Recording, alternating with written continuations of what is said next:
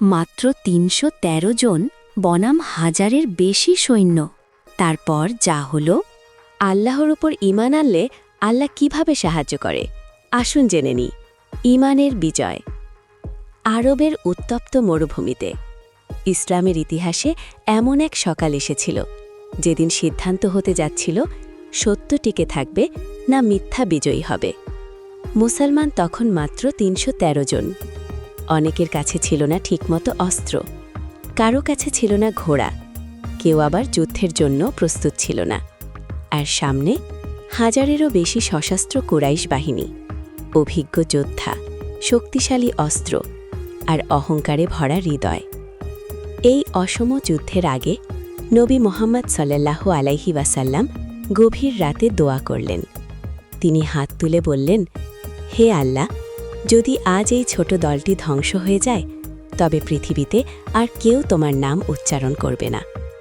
সাহাবীরা দেখলেন তাদের নবী কাঁদছেন, দোয়া করছেন আর আকাশের দিকে তাকিয়ে আছেন সাহায্যের আশায়।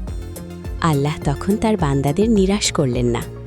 কোরআনে বলা হয়েছে আল্লাহ ফেরেশতাদের পাঠিয়েছিলেন মুসলমানদের সাহায্যের জন্য, যারা অদৃশ্যভাবে যুদ্ধের ময়দানে উপস্থিত ছিলেন।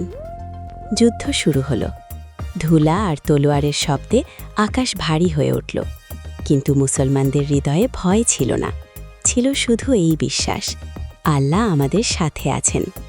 অনেক সাহাবী সামনে এগিয়ে গেলেন, জান দিয়ে দিলেন সত্যের পথে। আর একে একে শক্তিশালী কুরাইশ বাহিনী পিছিয়ে যেতে শুরু করল।